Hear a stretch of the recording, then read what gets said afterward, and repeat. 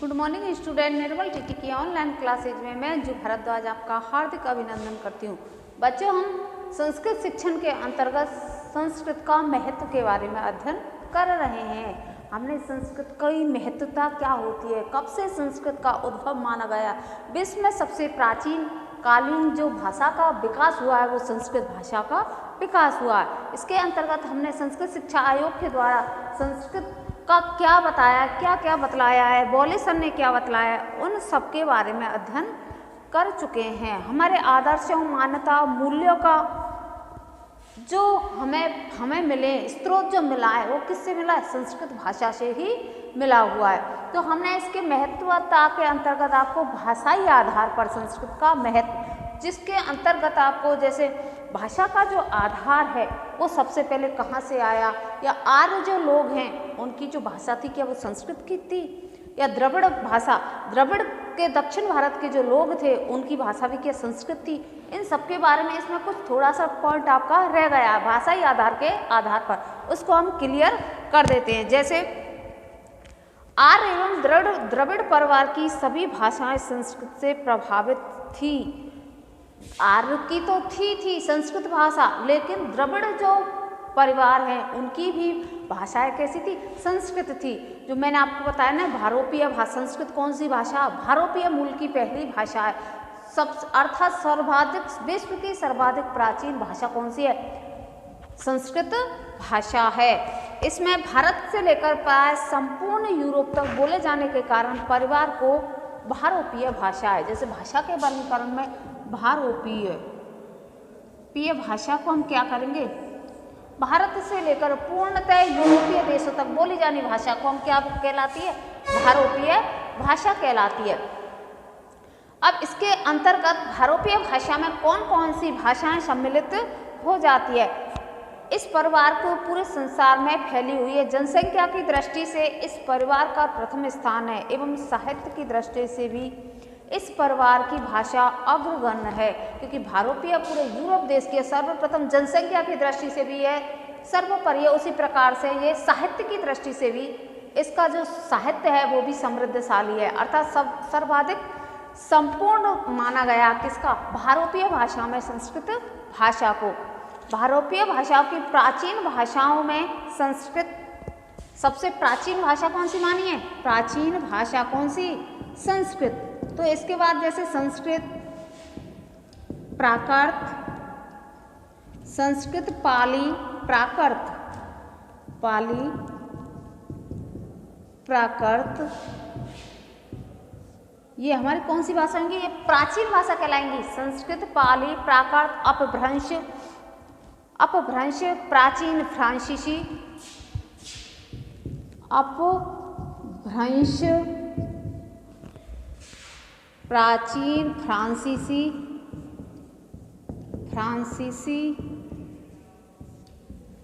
और प्राचीन फ्रांसीसी, अवेस्ता, ग्रीक, लैटिन आदि हैं। फ्रांसीसी, अवेस्ता, ग्रीक, लैटिन आदि भाषाएं हैं। तो इन भाषा में अगर हम देखें तो सबसे पहले भारोपीय मूल की जो मूल भाषा थी, सर्वाधिक प्राचीन भाषा थी, वो कौन सी भाषा है? संस्कृत भाषा को माना गया। उसके बाद पाली, प्राकृत, अपभ्रंश, प्राचीन फ्रांसीसी, अवेस्ता, ग्रीक और लैटिन भाषा। अगर हम आधुनिक भाषाओं में की बात करें तो आधुनिक भाषाओं के अंतर्गत अंग्रेजी, आधुनिक भाषा, आधुनिक भाषाओं की बात करें तो इसके अंतर्गत आने वाली भाषाएं हैं अंग्रेजी, रूसी, जर्मनी, स्पेन, फ्रांसीसी, अंग्रेजी, जर्मनी, रूसी, फ्रांसीसी। ये प्राचीन फ्रांसीसी अवेस्ता भाषा है, कौन सी?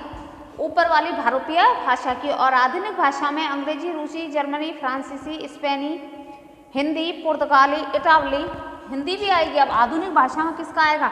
हिंदी, पुर्तगाली,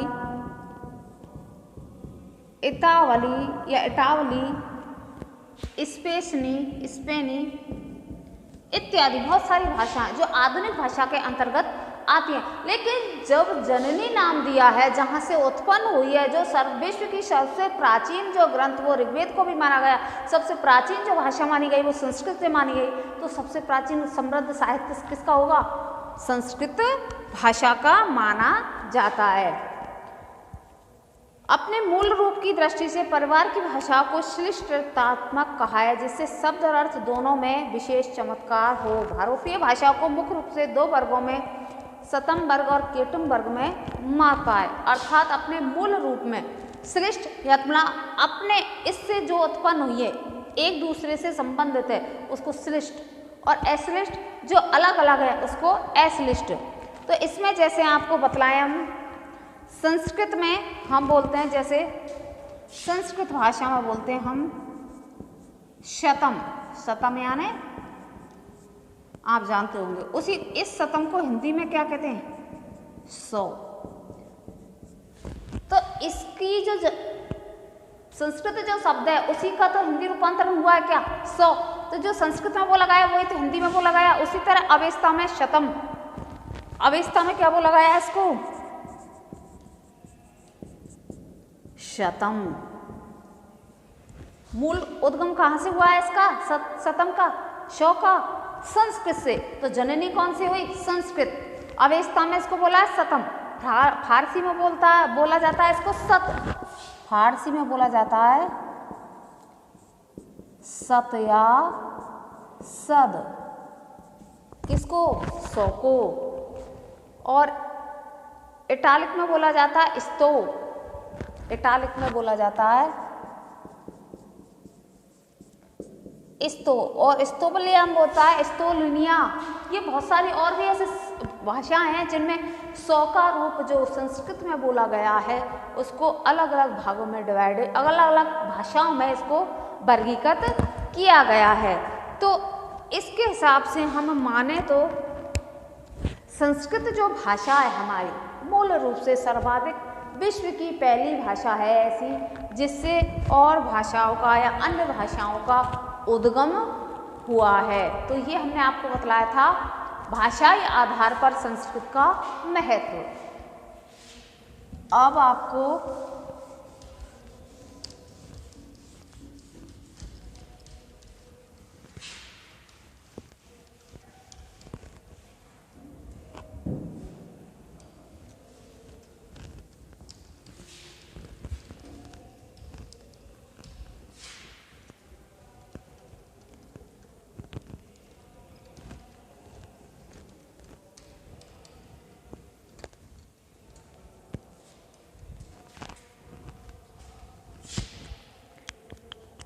भाषाई आधार पर हो गया। अब आपका आ जाता है साहित्यिक महत्व।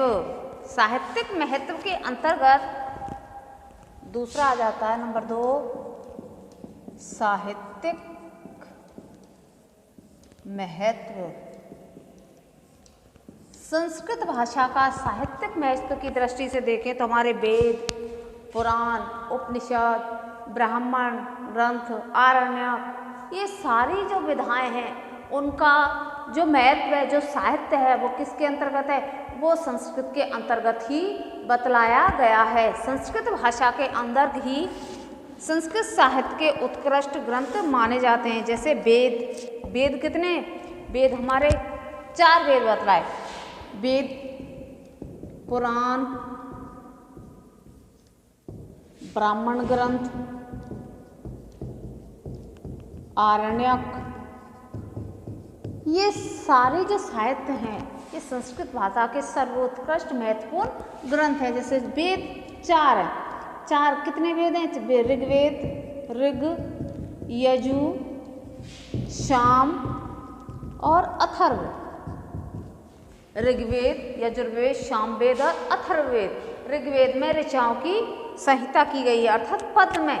ये यजुर्वेद जिससे गद्यात्मक और सामगान का, और ये जादू टोना और आधुनिक जो स्थिति है उसका। तो वेद त्रय के नाम से इन तीनों को जाना था, ऋग यजु साम, क्योंकि अथर्ववेद सबसे लास्ट में जोड़ा गया है और ऋग्वेद सबसे पहला वर्ण बतलाया है। तो कृष्ण द्वैपायन जो हम वेद व्यास बोलते हैं वो सबसे पहले उस समय में प्राचीन जो वैदिक संस्कृति को देखते हैं, वैदिक काल को देखा जाता है, तो इसमें हमारे 28 व्यास हुए थे।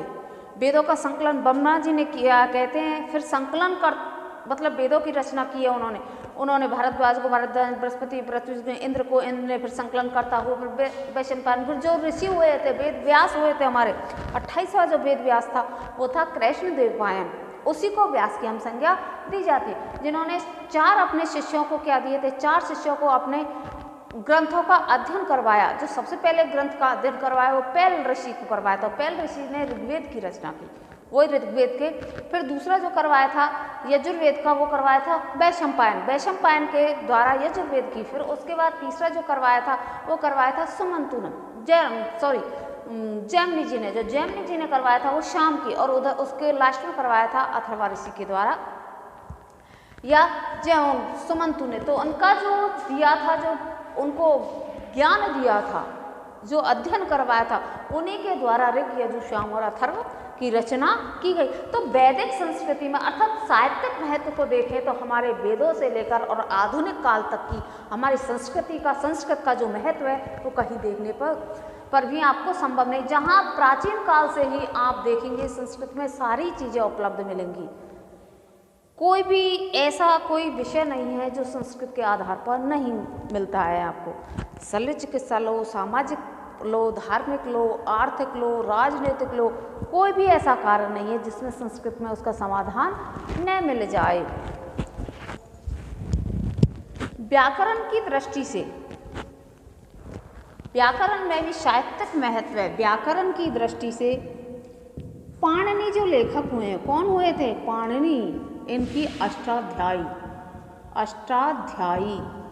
8 अध्याय, अष्टाध्यायी 8 अध्याय, 64 वो अष्टाध्यायी 8 अध्याय उन्होंने विभक्त किया है। इनमें व्याकरण के जो सिद्धांत है, तिङन्त, लघु, शब्द रूप, अर्थ रूप, ग्रामर, जो भी ग्रामेटिकल शब्द है, समास, प्रत्यय, संधि, सारी चीजें इनके अंतर्गत मिलेंगी।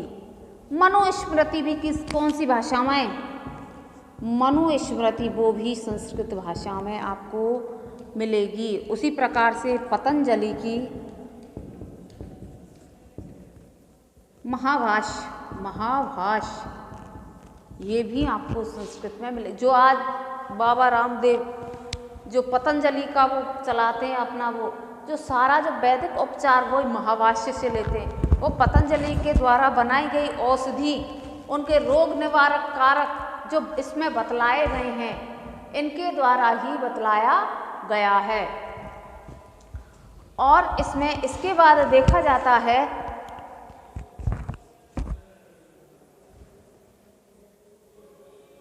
भरत मुनि का नाट्य शास्त्र। फिर आधुनिक काल पर हम आ जाएं, जैसे भरत मुनि का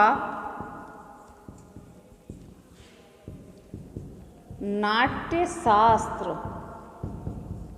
शास्त्र की रचना किसने की? भरत मुनि ने। जब देवों को मनोरंजन के लिए कोई कार्य नहीं होता था, वो ऊबने लग गए थे, मतलब कि हम क्या करें, कैसे करें। समुद्र मंथन जब पहला नाट्य शास्त्र उन्होंने रचना की तो किसने? भरत मुनि को चुना गया कि आप नाटक का ऐसा कोई रंगमंच तैयार कीजिए, रंगमंच जैसे लोगों का मनोरंजन हो सके, हास्य विनोद हो सके। तो उन्होंने नाट्य शास्त्र की रचना की। उसमें नाटक के हास्य, भाव, विलास, उदात, अनुदात, विभाव, अनुभाव, ये सारे जो भाव हैं उनका इसमें वर्णन किया गया है। तो सारी चीज़ों को कहने का तात्पर्य है कि जो हमारी साहित्यिक महत्व है, साहित्यिक जो चीज़ है, वो सारी विषय वस्तु संस्कृत के द्वारा ही आपको मिलेगी। जैसे इसमें इन ब्राह्मण ग्रंथों में कर्मकांड के युग में जो आज धार्मिक कर्मकांड किए जाते हैं पंडित लोगों के द्वारा, वो सारी चीज़ें ब्राह्मण ग्रंथों में आपको देखने को मिलती है। वेद में जैसे ऋचाओं का वर्णन किया गया, उधर शाम में गान का वर्णन किया गया, तो सारी चीज़ें किसमें मिलेंगी? संस्कृत में ही तो मिलेंगी। तो ये संस्कृत साहित्य का बहुत ही अद्वितीय साहित्यिक महत्व और साहित्यिक अत्यधिक समृद्धशाली बतलाया गया। अब आधुनिक काल में देखें तो इसके बाद हम जैसे पतंजलि वो आ गया भरत मुनि, ये हमारा धीरे धीरे यहाँ वेद से चलते हुए व्याकरण स्मृति पतंजलि महाभाष्य, उसके बाद आधुनिक काल पर धीरे धीरे आ जाएंगे। तो इसके बाद सबसे पहले आएगा भास और कालिदास, भास और कालिदास।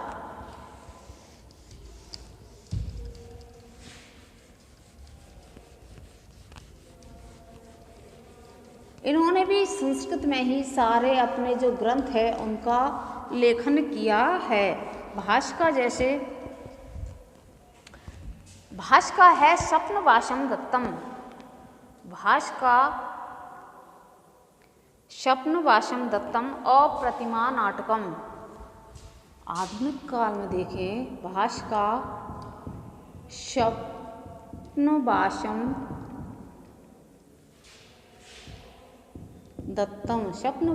दत्तम और एक है प्रतिमा नाटकम। ये आधुनिक काल की जो साहित्यिक विधा है उसके ईसा पूर्व की प्रथम शताब्दी इसको माना जाता है। ऐसे कालिदास को भी ईसा पूर्व की प्रथम शताब्दी के रूप में इनका वर्णन किया गया है। कोई कुछ ईस्वी प्रथम ईस्वी कह दो, को ईसा पूर्व कह दो, यही इनका जो मूल रूप से इनका प्रमाण उपलब्ध नहीं होता है कि हमारा रचना काल कब माना है। जैसे 1000 वर्षों 2500 वर्ष पूर्व इनका माना है वेदों का, लगभग 2500। तो ये इनका एग्जैक्ट टाइम हम बता नहीं सकते कि इसका एग्जैक्ट टाइम क्या होगा। तो स्वप्नवासम दत्तम के माध्यम से इन्होंने संस्कृत साहित्य को लौकिक साहित्य के रूप में संप्रेषित किया है एक नाटक के द्वारा। उधर प्रतिमा नाटक जो रामायण से प्रेरित है, उसमें प्रतिमा के रूप में मूल इसका प्रतिमा है। जब भरत अपने नाना के यहाँ से आता है तो वो अपने जो इस नाटक के द्वारा जो लिखा गया है, तो अपने जब वहाँ पर आता है तो मंदिर में जब अपने कुल मंदिर जाता है, कुल देवी या कुल गुरु जो मंदिर है उसमें देखता है तो दशरथ जी की प्रतिमा वहाँ पर देखता है। इस प्रतिमा नाटक के अनुसार, रामायण जी के अनुसार हम देखते हैं, उत्तर रामचरित के अनुसार उसमें अपने पिता की वही है तो प्रतिमा ही देखता है। पर प्रतिमा नाटक में इसमें बतलाया गया है कि जो वो पंडित था वो देवर्षि था, उस देवर्षि के द्वारा बतलाया गया है कि ये कौन है, कि आप इनको नहीं जानते, ये महाराजा दशरथ है। तो उसके नाम के अनुसार ये प्रतिमा नाटक का नामकरण हुआ था। उसी प्रकार इसमें कालिदास के भी हैं। उसी समय किसका आविर्भाव हुआ था? कालिदास का। इन्होंने बनाया था रघुवंश महाकाव्य। रघुवंश जो क्या है? महाकाव्य। और ये दोनों क्या हैं? नाटक। क्या हैं? नाटक। कुमार संभव, कुमार संभव ये भी क्या है? महाकाव्य। इधर उत्तर रामचरितम,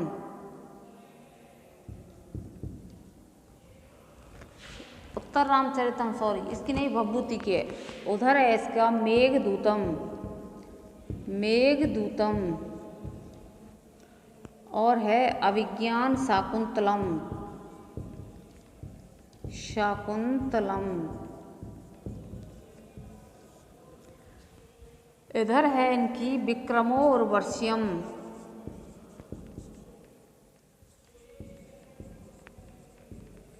विक्रमोर्वश्यम।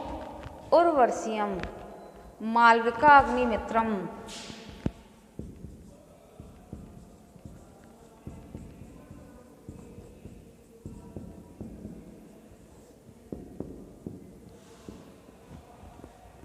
विक्रमोर्वश्यम, मालविका अग्निमित्रम, मेघदूतम, अभिज्ञान शाकुंतलम, कुमार संभवम आदि का इन्होंने अपनी काव्य रचना में संस्कृत साहित्य को एक समृद्ध रूप में संप्रेषित किया है।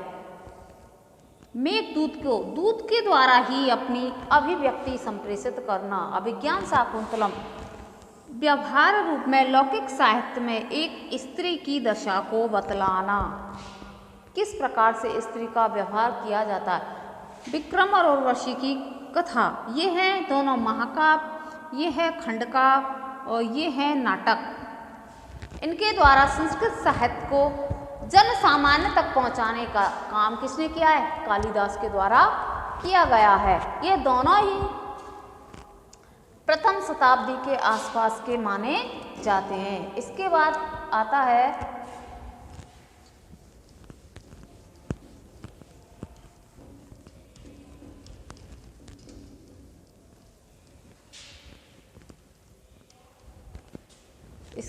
हम देखें तो भभूति और भारवी। भभूति की थी उत्तर रामचरितम। भवभूति ये भी संस्कृत साहित्य के प्रकांड विद्वान थे। उत्तर राम चरितम, एक था महावीर चरितम।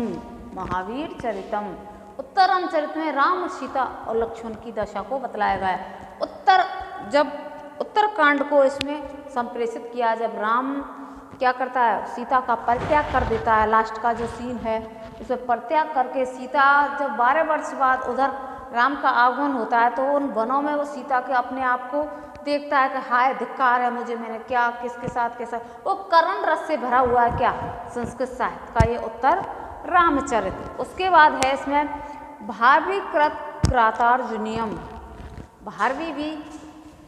भारवी कृत क्या है, क्रातार्जुनीयम। शिव और अर्जुन के बीच संवाद या सशस्त्र युद्ध होता है किसमें, क्रातार्जुनीयम के द्वारा। तो इसके भी अभूतपूर्व योगदान है। उसी प्रकार माघ का है शिशुपाल वधम। शिशुपाल वध ये माघ की महारचना है। इसमें शिशुपाल के कहते हैं ना, वो आपने देखा होगा तो जैसे कृष्णा वगैरह जो नाटक आते हैं हमारे धार्मिक, उसमें बतलाया कि शिशुपाल वधम का क्या होता है कि उसकी बुआ का लड़का था, फिर भी उसने क्या किया था, सारी गलतियों को क्षमा करता गया, पर उन्होंने कहा कि अगर ये गाली देगा मुझे तो मैं इसको मारूंगा। 100 गाली भी इसकी माँ पे, 100 से अगर इसने गाली दे दी तो फिर इसका संहार निश्चित है। अर्थात इसकी धृष्टता को इसने देखते हुए फिर इसको बिल्कुल ही समाप्त करना। तो ये भी अपनी महत्वता को, साहित्य के महत्व को दर्शाती है। इसके बाद सुबंधु का बाशव दत्ता जो आधुनिक काल की वो है, सुबंधु का बाशव दत्ता। और उधर सुबंधु के बाद अगर बात करें हम तो सुबंधु के बाद आया है दंडी का 10 कुमार चरित्र और बान की कादम्बरी और हर्ष चरित्र। दंडी का क्या है, 10 कुमारों का चरित्र, 10 कुमार चरित्र, 10 राजकुमार की कहानियों के अलग अलग उनको डिवाइडेशन कर दिया जाता है कि आप 10 दिशा में जाइए, आपको जो मिले किस प्रकार से आपको कार्य करना, वो दंडी के इसमें। उसी प्रकार से इसमें दंडी के बाद आता है इसमें बान की क्या आती है, कादम्बरी। बाण भट्ट की कादम्बरी, ये देवी के बहुत ही भक्त थे। कौन, बाण भट्ट। चमत्कार रूप से, बहुत अविष्ट रूप से इन्होंने किए। कादम्बरी एवं हर्ष चरित्र संस्कृत साहित्य के अनमोल रत्न हैं। कादम्बरी एवं हर्ष चरित्र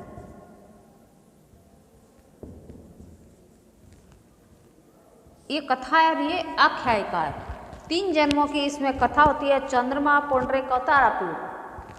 चंद्रमा होता है वही चंद्रापीड़, तारापीड़ और पुंडरीक, इनके रूप में इसका जन्म बतलाया गया। तीनों जन्मों में इसमें कथा के माध्यम से जो कादम्बरी है उस कादम्बरी का इसमें उल्लेख किया गया, किस प्रकार से वो अपने मंत्री को वैशंपायन को वैशंपायन अपने पुत्र को लक्ष्मी, उसको चंद्रपीड़ को अपने लक्ष्मी का जरा युवराज उत्पन्न होता है, उसका युवराज तिलक करते हैं तो उसमें लक्ष्मी के मद को बतलाया कि आप अगर आप इस प्रकार से कर रहे हो तो लक्ष्मी के मद में नहीं आते हुए अपने जन सामान को, जन लोग की किस प्रकार से सेवा करनी है, उन सभी कार्यों को कादम्बरी के माध्यम से बतलाया गया है। इसी में फिर इसके बाद हर्ष चरित्र जो आख्यायिका है राजा हर्ष के बारे में, तो कहने का तात्पर्य जो साहित्यिक महत्व है वो भी संस्कृत साहित्य का अथाह भंडार है।